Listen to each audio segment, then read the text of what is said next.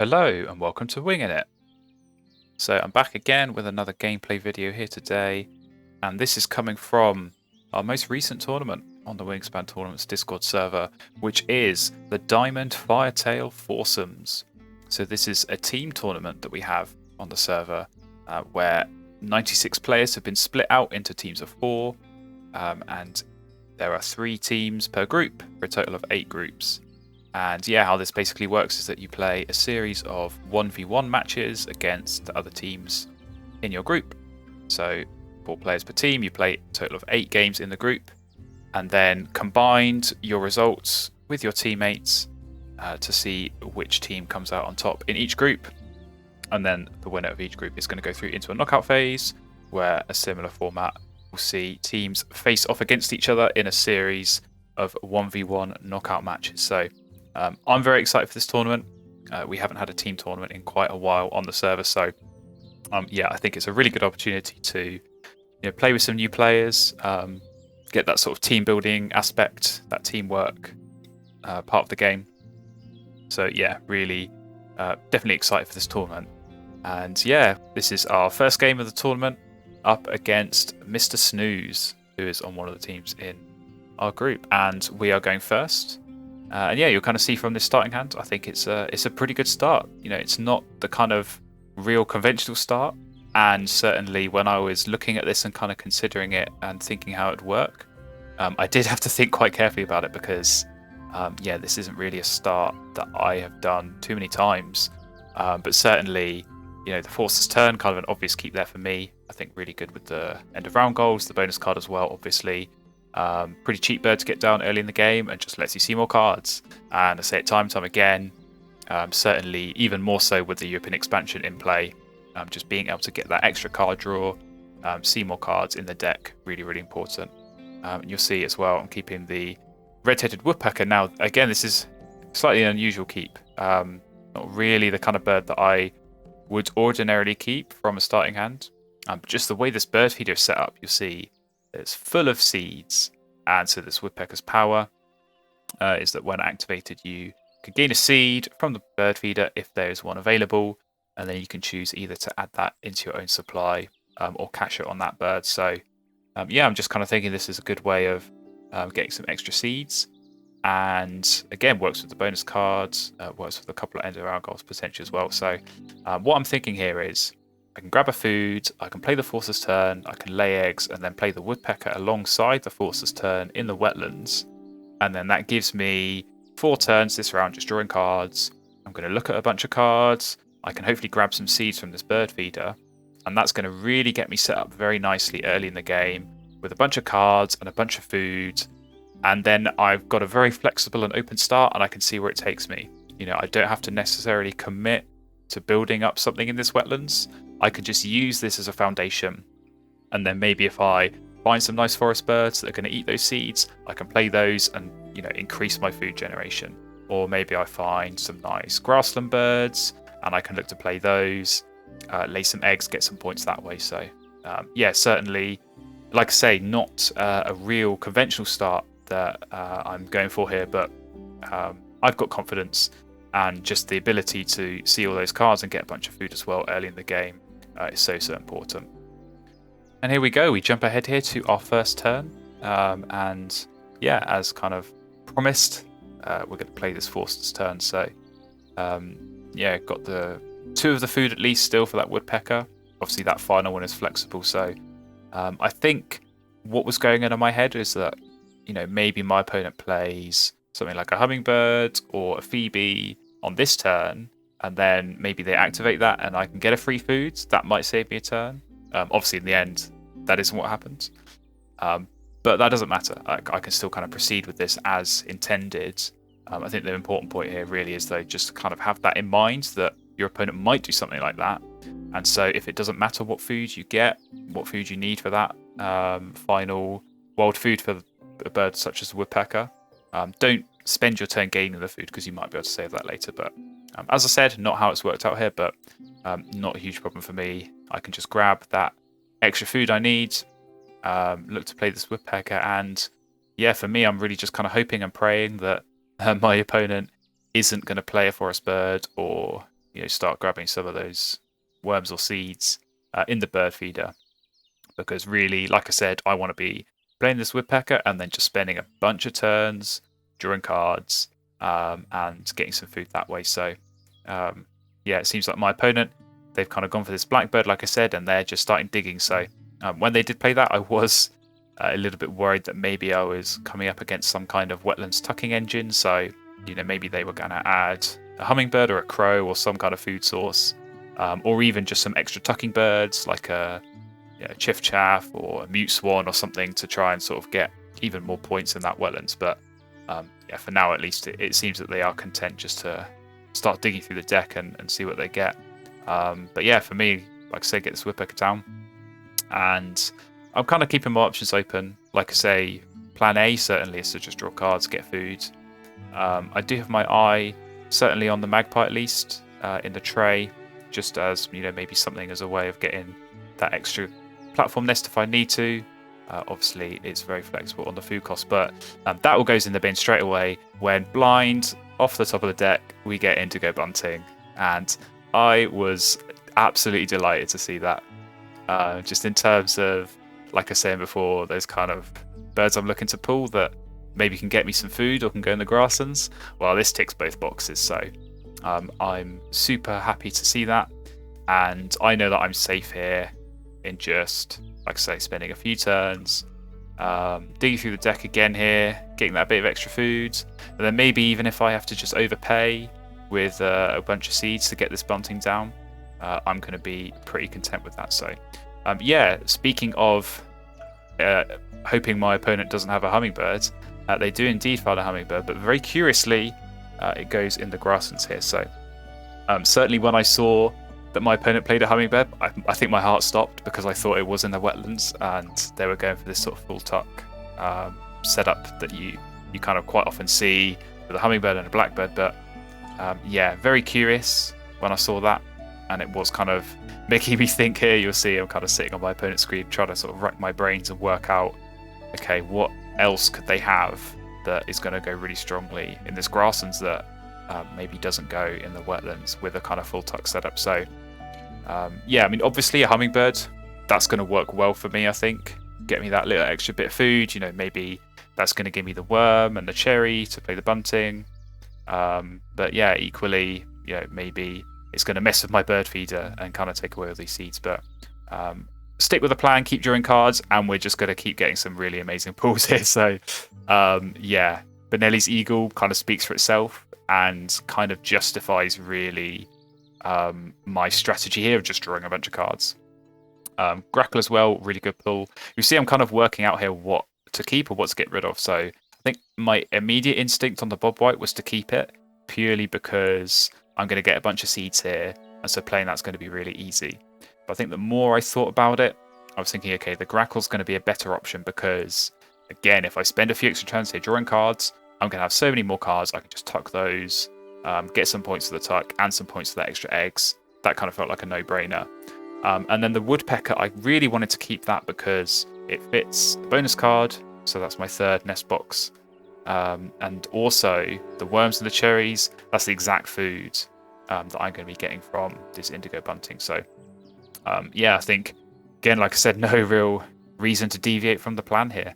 As long as there's still seeds in that bird feeder, I'm just going to keep drawing cards, knowing that everything I draw is either going to be a way to feed this Benelli's Eagle. So again, just a reminder, the Benelli's Eagle is one of those birds where instead of paying the rodent food cost, I can choose to pay with tuck cards instead. So real easy way to get that bird down.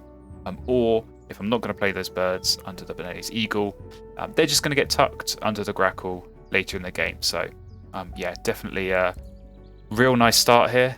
I've got some very nice pulls, I think, from the deck for sure, but this is what having a wetlands like this buys you. Just having that extra time at the start of the game where you feel safe just drawing cards, kind of filtering through the deck, all the while getting a bit of food, as I'm doing here with this Woodpecker, is such a strong position. And yeah, again, no real reason for me to deviate from the plan. Go for cards, reroll the bird feeder, take the seed, and be very, very happy with that. So again, some not great pulls and some okay pulls. I think that Wilson snipe that could certainly be a good option for me, particularly if I do go for this Grackle and maybe I do need some extra cards late in the game. That Wilson Snipe's going to help me out, and just again, eats the worms that this Bunting's going to give me. So yeah, overall, really, really happy and really, really satisfied with how that first round has gone. And just to top it all off, we do manage to win the end of round goal as well. So just having that Forcer's turn there with that Star Nest and the single egg in there, yeah, that's got me an extra 4 points. So really, really happy with that. Really nice. And yeah, kind of what I'm thinking here is, right, there's a couple of food in the bird feeder that I need for this Bunting. I can look to maybe play the Benelli's Eagle if I've got 3 birds in my hand that I don't like, and then chuck another one away and get 2 food. That's certainly an option. Now, again, as mentioned before, when my opponent's got this Hummingbird in play, I can afford to be a little bit patient because I know if I look at their boards, they've not got any food. Really, at the moment, they've not got any forest birds down, so their best way of getting food is going to be by using that Hummingbird. And so, I can maybe expect a little bit of free food. So, like I said, certainly plan A was to kind of try and get this Benelli's Eagle down and maybe chuck away some cards. Now, the only problem with that is that, again, quite a lot of those birds I picked up in the first round are quite nice, and certainly ones that I would look to play. So, you see I come kind of umming and ahhing there. Do I play the Benelli's Eagle? Do I, I'm not going to use any seeds. But yeah, I think in the end, I decided that actually just that extra turn of tempo in getting the food for this Bunting and then getting the Bunting down was going to be worthwhile over keeping, something like the Wilson Snipe or any of these other birds. So yeah, you see there was a bit of kind of back and forth and thinking about which ones I'm going to tuck, but ultimately didn't really matter because again, next turn my plan certainly is to go for food, discard the extra card, in this case being that American Coot, and then I can get a worm, I can get cherry, and then I've got the exact food I need to play both the Grackle and also the Bunting in the grassland. So really, really nice set for me here. I'm going to get this grasslands built up with some good point scoring, and yeah, also be pretty competitive for this next end of round goal as well with all of these nice brown powers down. So we jump ahead to my next turn and actually slightly change of plan because my opponent laid eggs. They did give me a free food there as well, which is quite nice.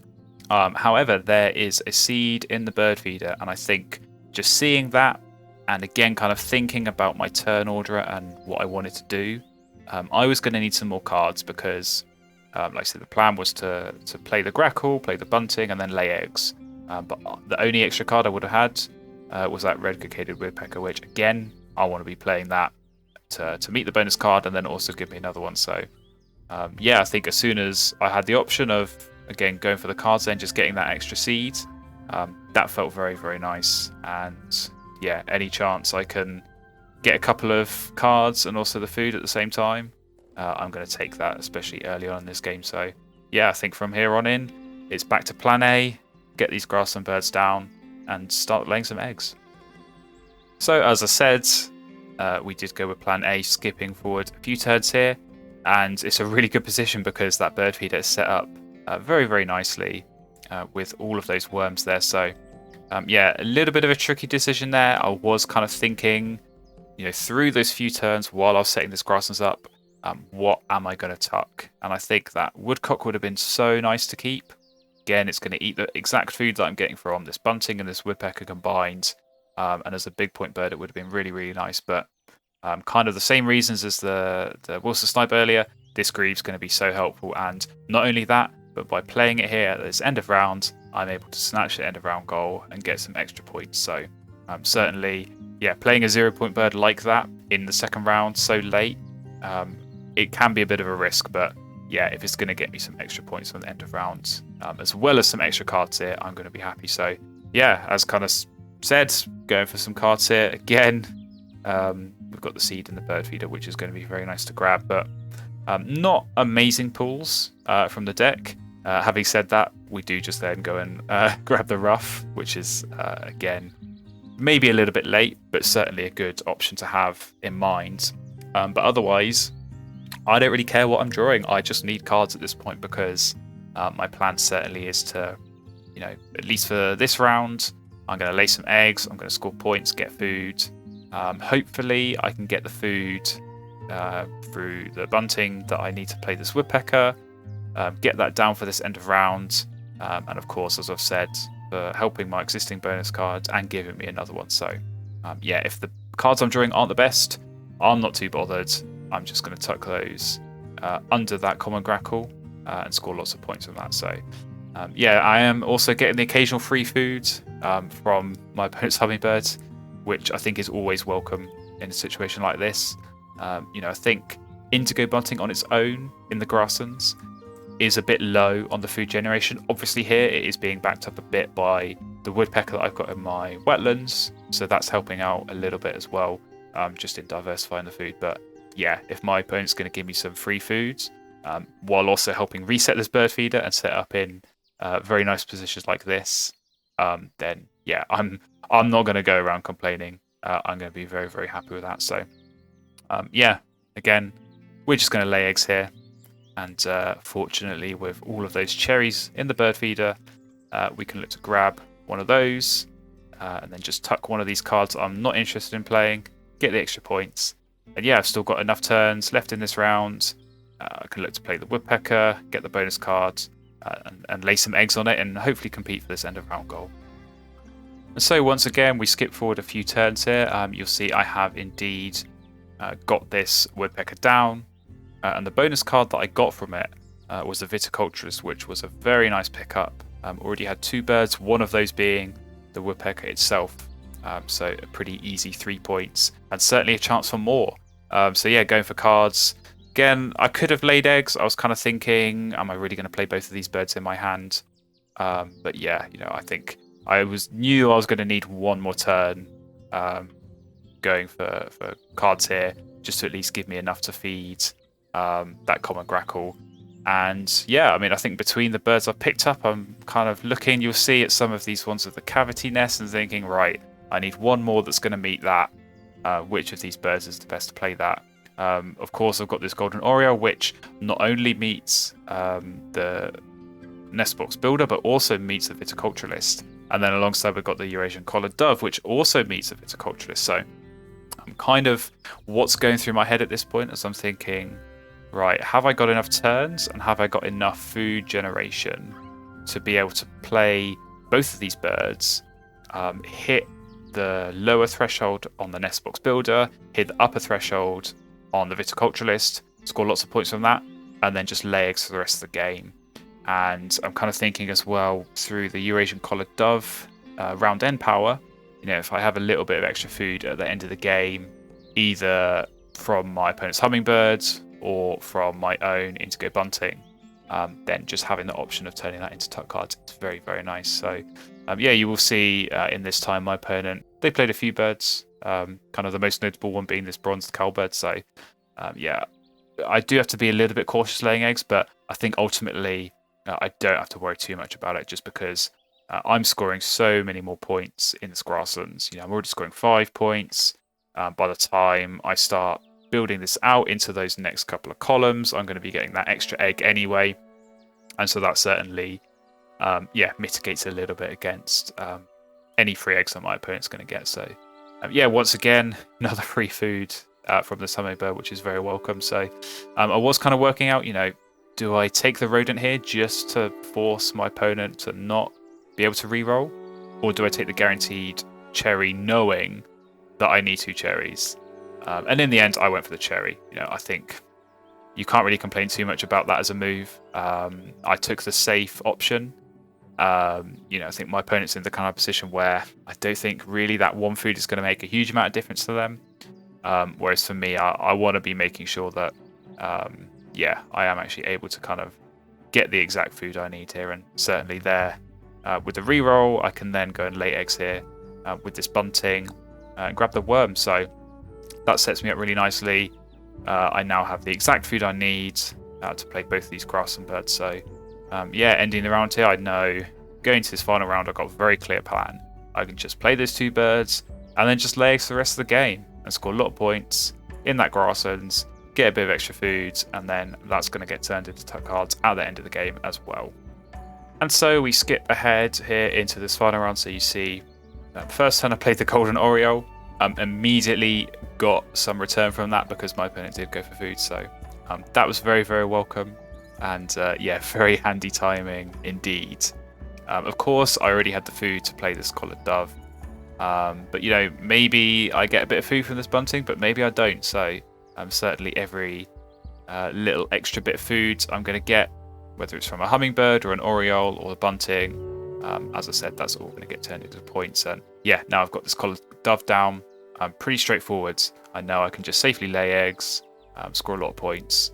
And yeah, hopefully as long as I get at least 5 food for the end of the game, I'll be very, very happy. So yeah, my opponent, you kind of see they have finally built up something nice. Obviously that House Finch, a good option, particularly for this end of round goal. I think that really cemented their position in winning the end of round. But yeah, only playing that with 2 turns left in the game.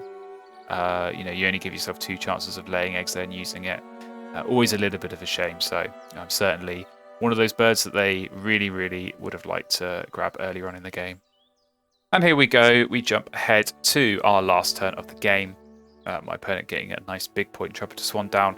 Now you will see there is one slight issue in my plan, which is that I have run out of egg space. So a little bit of a shame. Do miss out on 2 points there, but I think really even looking back, you know, the kind of obvious play there was to get those 2 birds down, help the bonus cards. Didn't really have a whole lot of other big point birds. I think, you know, obviously if I had found something like that trumpeter swan, I could definitely have looked to play that for big points. But yeah, I think the play still was there to just try and lay the eggs, get the tuck cards. And yeah, fortunately, through a combination of the hummingbird and the oriole and the bunting, I do have enough food, so I'm able to get the 5 tuck cards there on the Collared Dove, which is very, very nice. And yeah, here we go into the final scores. So I felt pretty confident here. I think, like I said, just the engine that I had built up was very, very nice. Got a lot of tuck cards, a lot of eggs at the end of the game.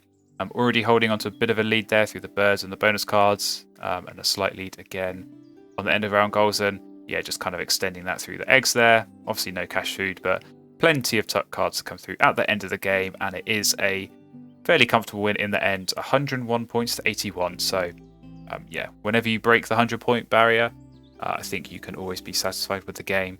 And yeah, just kind of looking back at the boards, going back to that slightly unusual start with the tern and the woodpecker, just really, really set me up very nicely. So I was super happy with that and how that worked out. Just getting the cards of the food really, really helped me to set that nice grasses up very quickly. And then yeah, as soon as I started laying eggs, obviously I was getting the food with the bunting and all those extra tuck cards and eggs with the grackle. I could just use up all those spare cards I'd drawn earlier in the game. So there we go, first game of the tournament, and it is the first win in the books for our team, the Beaky Blinders. So plenty more games to come, of course, from myself, but my teammates as well. This is a team tournament, so everyone has got to chip in and do their part. So yeah, I'll definitely look to do some more gameplay videos featuring this team tournament. But until then, thank you very much for watching, and I will hopefully see you again sometime soon.